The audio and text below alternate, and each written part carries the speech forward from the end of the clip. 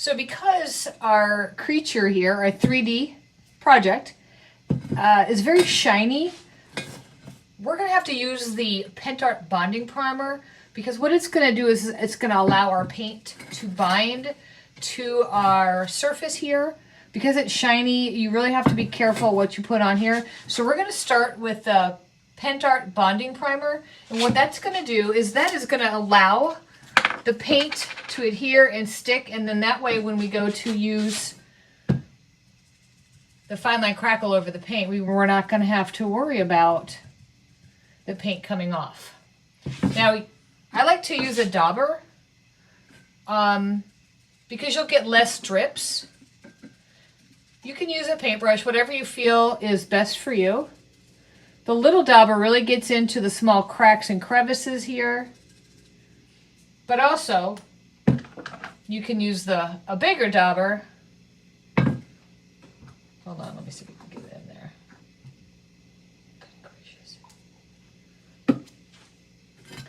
And you can cover more territory. And it works really good.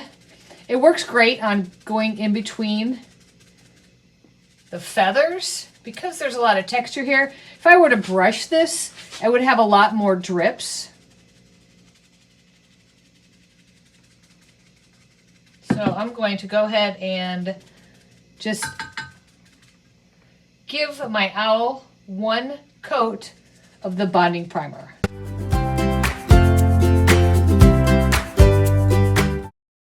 Once the bonding primer has dried, I'm going to use the Pentart acrylic paint in white, and I'm going to use a dauber again. You can either pounce it on, or you can actually take the little dauber and use like a paintbrush and just kind of smooth it around. It does a great job.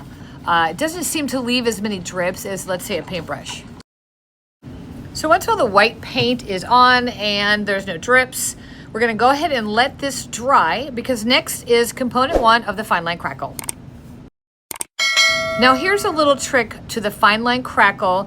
If it's going to be on a 3D surface, I like to use a fan brush.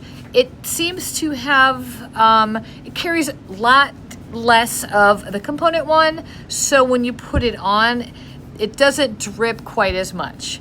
You can see here that it does get into the different surfaces of the feathers, and I'm just going to go around and give my little owl here a coating of the component 1. If I think that an area might not have enough on it, I'm going to go back and add some to it. You don't really want to overwork the component 1, but if you do see an area that is missing some component 1 or might have too much or not enough, I generally always go back and add a little bit more.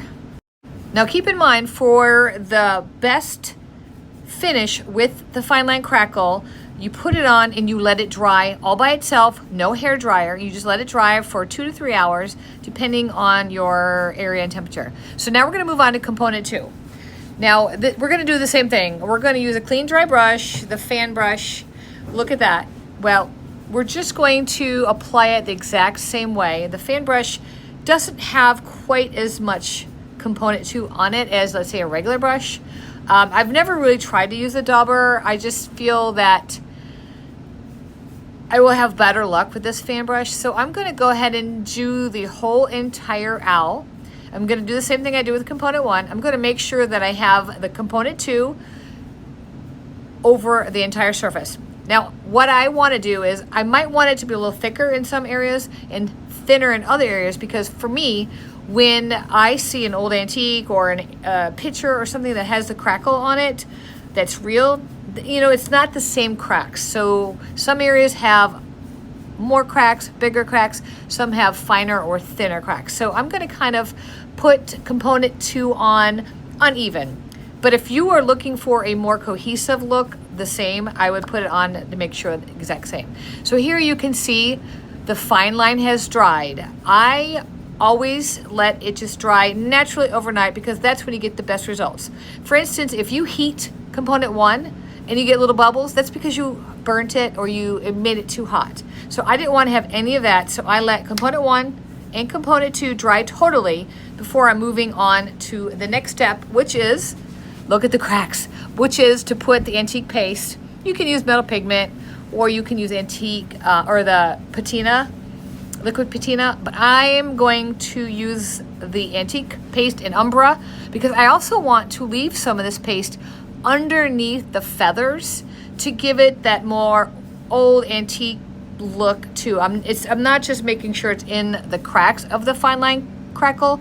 I want to make sure it's also in the valleys of my owl. So you can see I put it on, wiped it back, and it just left this old, beautiful look, the exact look I was going for this owl.